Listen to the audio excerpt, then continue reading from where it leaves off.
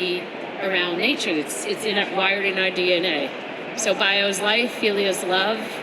And it was actually, this term was popularized in 1964 by psychologist Eric Fromm, and then it was popularized in America. Great book by E.O. Wilson.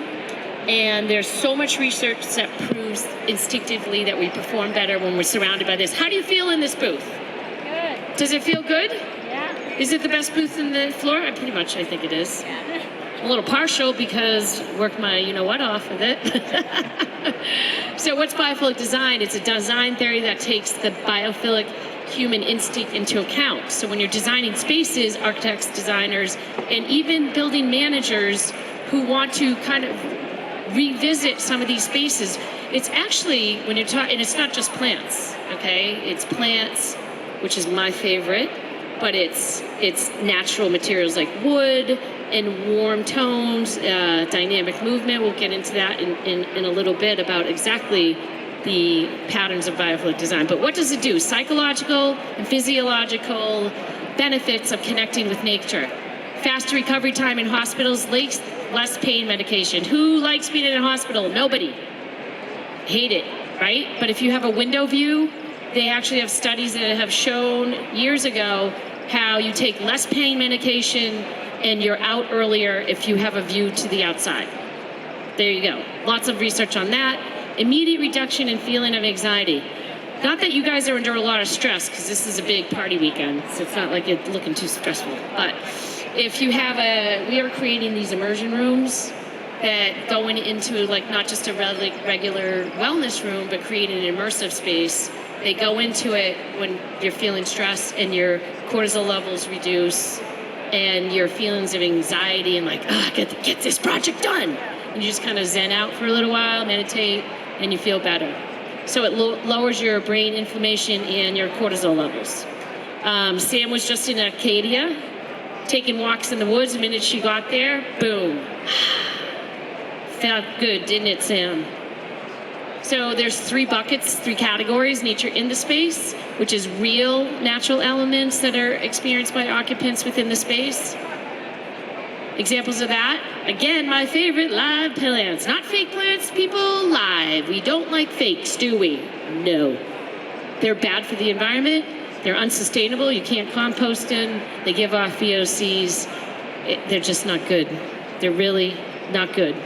But they have positive effects on air quality. There's been studies shown, years and years of studies shown about the improved air quality, but actually Penn State's doing a secret study that they haven't really announced yet, and they're doing bioremediation, living walls that are actually being used in place of HVAC systems, where they're taking all the air, sucking it through the wall, and sending out clean air. It's insane. Can't wait till that all comes to, the white paper comes out on that. So it improves sound quality. Like this wall actually helps with the sound. This is a pretty open space, so it actually helps with natural dampening, direct experience with other living organisms. I know I'm a tree hugger. I do like to touch my plants. I always did, I still do. But your direct connection to nature is better than the fake things. And the subtle smells of organic matter. You know, you can kind of smell some of the soils, the leaves, if somebody just cut them. And look, this beautiful greenery MIC right over here. My friend from New York, she's speaking later, Rebecca. She did this automated irrigation system in there, so it's low maintenance. Boom, and look at how beautiful that is. Water features. Who's going to put this in their lobby? Huh? Dan, you want to put this in your lobby? Okay, let's do it. We can do anything. Okay, so this is, who knows where this is? Singapore Airport. This is an airport. Come on now, they got it right. When are we gonna start doing this stuff? I love water features. I have like nice waterfall in our backyard and a pool. It's beautiful. Just the sounds is very soothing. So again, when you're doing an immersive space, if you want to add a water feature, we have a little fountain on the back side of this. Just the sound of the water, or actually soundscaping that includes water sounds and birds chirping, is a great benefits. Dynamic movement is a pretty strong pattern and benefit of biophilic design of nature in the space. And air and temperature variations. So it's not all just the same all day, it kind of fluctuates. It's more natural because you're mimicking nature again. So other elements found in nature to give you that human-nature connection, the wood. So I'm a plant lady, I studied horticulture. What is thermal conductance? I'm like, I know what that means now, kind of, sort of. So basically you can have a wooden table and you can have a metal table and you put your hand on the wood and you put your hand on the metal. There's the same surface temperature, but you know what? The wood is gonna feel warmer because it gives you the warmth and the metal kind of takes it away. Fun fact. Pretty proud of myself that I learned that. So humans respond better to real versions of materials. That rock does look fake, but it's real. It's a boulder. Beautiful though.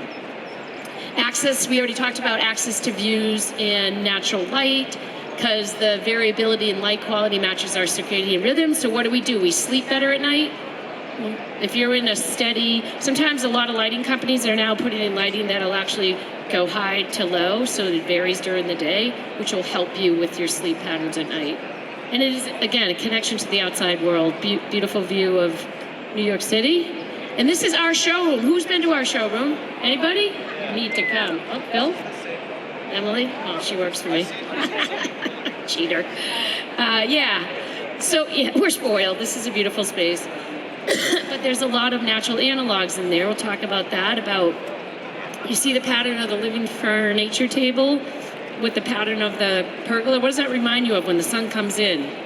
The trees, when you're walking in the woods, and the dappled light that shines on the ground.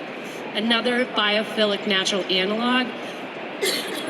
The fractal patterns, biomorphic forms is another category of natural analogs, and it both stimulates the region of the brain associated with views of nature because it reminds you of nature. We already went over that.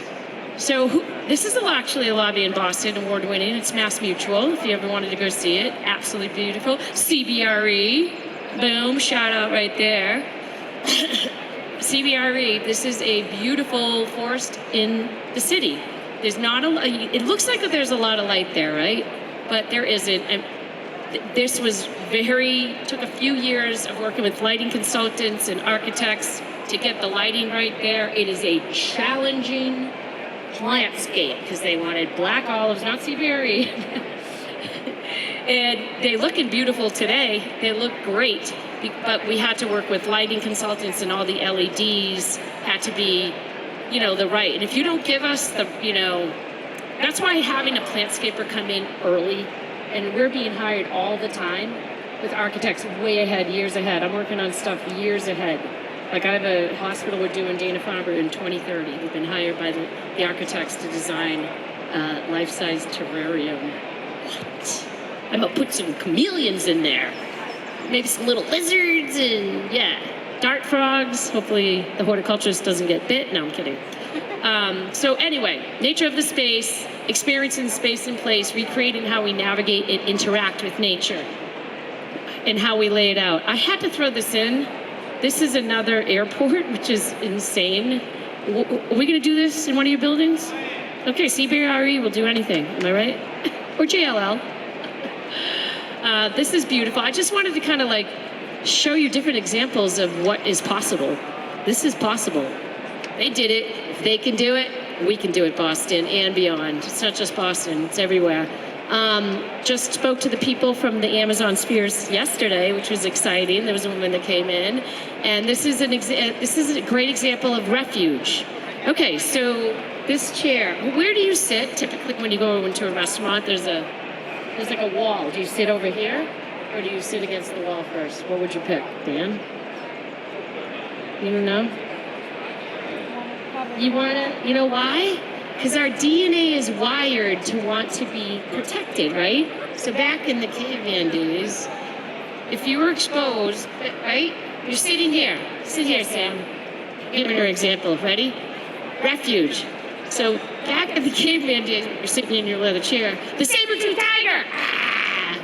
You have no protection, where at least the plant can protect you a little bit. You just feel safer when your back is protected or you have vantage points and views. It's just natural. So this is a perfect example. You get to see everything, you're protected, you're in like an eagle's nest. It's restorative, it kind of gets you away, but you feel safe. Here's another, again, we just talked about vantage. I know what's going on, the Savannah theory. I see everything. It's in our DNA. We want to feel like they're coming to get me, the tribes or the animals. Or she hates when I talk about the saber-toothed tiger. I think it's hilarious, personally. It's increased feelings of security, but you can biophilic design keeps that into account. We do talk with a lot of architects and building owners, and it's like, there's no one sitting, and there's a lobby that I know, no one's sitting in the seating area. No one. You know why? Because it's all open. I don't want to sit there. I'm scared, like, the tiger's gonna get me. No, somebody comes up from behind you. Or maybe you're talking about something that you shouldn't be talking about. I don't know, somebody comes up from behind. It's just that feeling of security. So, it's not just plants that can do it, but there's other elements of making you feel safe. Look at this. This is an award-winning job in Cambridge. Beautiful. Where's Tori? Tori's not here. She helped. So, designed for many years. Beautiful job in Cambridge. Very challenging. A lot of geometry in there, trying to figure how to do this. But the meandering path, so you go up here, and then you're it's not always straight lines. And it encourages curiosity, exploration, discovery. And it fosters the connection, again, with your environment. It's like, oh, what's going on here? Notice we didn't just set everything up. We kind of go over here, and then we're going to go over here, and we're going to go around there. We're going to jump out at Emily. No, we're not. Meandering paths, key. That's a great, this is a lobby that's been around a long time. My friends in Detroit. It's a great example. A lot of lobbies are coming back to this big atrium because they know that people really like to get away from their computers, take a break, go to a place like this. This is really impressive and big, but there's a lot of lobbies coming up that are going to be looking like that. Here's the case study about Mass Mutual. Different areas that you can sit. Nothing is straight. It mimics nature, the forest floor, the trees, the light. These are supposed to kind of mimic clouds. Very architectural, but very cool, the floating clouds. So a sense of awe. When you walk in that lobby, I don't know if you've ever been in the Mass Mutual lobby, you walk in, you're like, wow, it's beautiful. And then people have freedom to pick different places to sit. So like here, you have over here, oh, you want to have a high talk. Give them some options. People want options. This is in New Zealand, a beautiful example. It was an award-winning job from a firm in New Zealand, one of the largest law firms there. But they did these beautiful undulating planters and meandering paths everywhere. And they tried to mimic the outdoors, like the types of plant material outside, with inside plants that mimicked what those look like. Beautiful example of a job. Look at that. Lots of different places that they can just go to, quiet rooms, collaboration areas, and then some areas you just want to sit there by yourself. The Nature Nook, here we go. This is a great example from Rebecca's company in New York. It's a beautiful 25 different varieties of plants, undulating custom planters built with custom irrigation system, again for low maintenance, biomorphic seating, and the beautiful patterns on the walls, the dynamic movement of sound. There's a beautiful water feature in there. This is a great example of a beautiful biophilic design. I think this guy's sleeping, I'm not sure. Check him out. He's meditating. He's meditating. Who wouldn't like to have that in their office? Isn't this Google or somewhere like that? Yeah, Google offices. And this is actually in Boston, to Seaport. Beautiful. They wanted kind of like hanging gardens of Babylon. I think we did well accomplishing that. Look at the different height levels, interests, different seating areas again. You're looking up. It's beautiful light. It's a great example of a beautiful, not just the plants, but it's like the different things that they had, elements, the stone, the wood, and of course the greenery. So for that lobby, it did win a Platinum Award in the Biophilic Design Awards.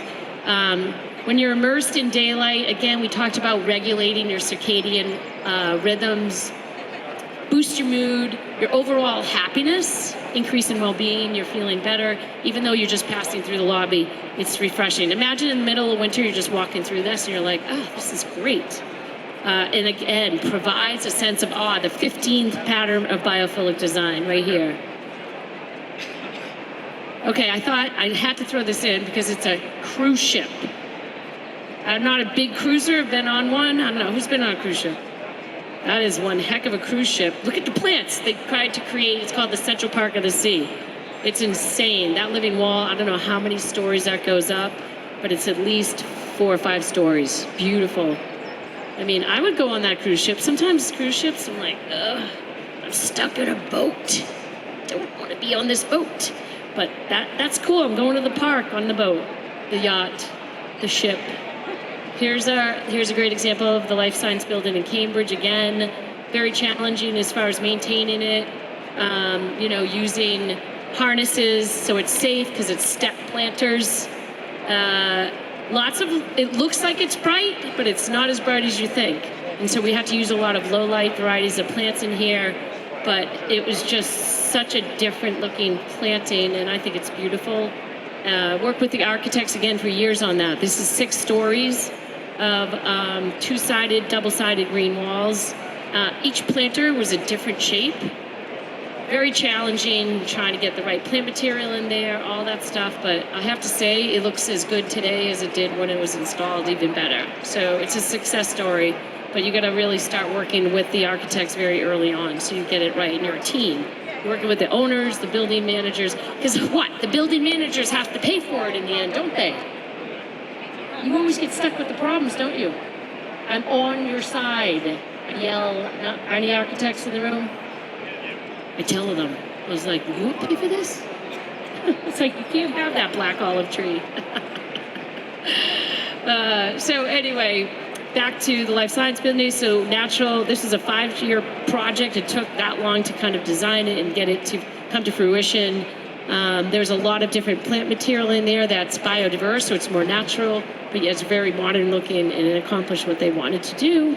Workplace biophilia in action. And everybody's pretty much familiar with living walls, but there's a lot of different kinds. Example, Parker plants, our friends at Parker. We did this wall last few years, absolutely stunning. How many stories is this? 6? Brian? Yeah. It's not your job, is it? Beautiful job by Parker Plants. These are some examples in town of some exterior plants at Liberty Mutual, 888 Boylston, some corporate smaller offices there to the right. Beautiful examples of some living walls. But there's different kinds of living walls. Hi. This is an interesting system because a living wall can get expensive, and it can, your maintenance can be up there, am I right? Maybe you use less plants, but make it more interesting. This is a company in New Jersey called Kelly Mack. They did a really interesting kind of grid system here. Less money for maintenance, less plants, installation, and all that. Looks really funky. It's got that industrial feel. I love this type of wall. All these layered textures, and it's just interesting to look at as your eye goes up. And this is our friends at Habitat Horticulture in California, another great supporter of green plants for green buildings.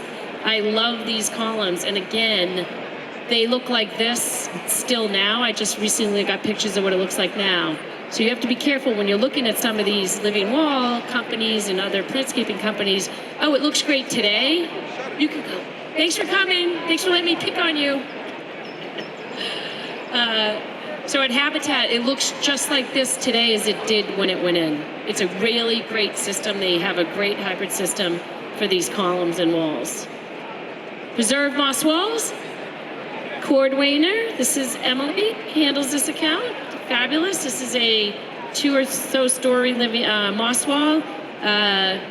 We just walked through 200 Berkeley Street here in Boston right here for that moss wall installation. If you can't, it is less money per square foot for a moss wall. Gives you the effect. It's not as great as live walls, but at least it's better than fake or nothing. But sometimes it's better to have nothing than to put in the wrong thing as well. If you can't afford the live or the moss, maybe there's biophilic design, a piece of art. We always want to put plants in first. But if you can't work on what biophilic trait that you want to look at, does it remind you of nature so it'll make you feel better? That's what you want to put in. What makes sense for the space? And then, what you're seeing here, our living furniture line, fuses function and design together and form. Love these different varieties of colors of these. And wall dividers, and we'll get into that at Rebecca's talk about automation and those beautiful wall dividers that we have. It's all irrigated, and the lighting system, it's an app, so it's nice and low maintenance. And then the immersion rooms. Sam talked about it briefly this morning, but the immersion rooms, turning some of these spaces into an immersive experience, soundscaping, scent. Hello, Jennifer, welcome. Scent, sound, the water, the dynamic movement, and the plants making you feel connected to nature and tapping out so you feel great and you're rejuvenated. Attention restoration theory. When you get back to work, you're like, I regrouped, I feel better, here I go. This actually is an example of 401 Park is a beautiful living wall. Immersion room. And it's booked all day from 7 in the morning till 6 at night. You have to make an appointment to get in there, and you can never get in because it's always booked. So the power of plants, people want this, people need this. It's not a luxury. It's a part of, hi, Natalie, all my friends are here, and I'm done. Oh, we're lemon, they call me mellow yellow. You know that karaoke was coming out tonight. I am done now. Thank you for coming. If you want any information about the research on biophilic design and studies, please scan the QR code, find a provider in your area, and thank you for coming. And we thank all our supporters that helped make this happen. Thank you. Thank you.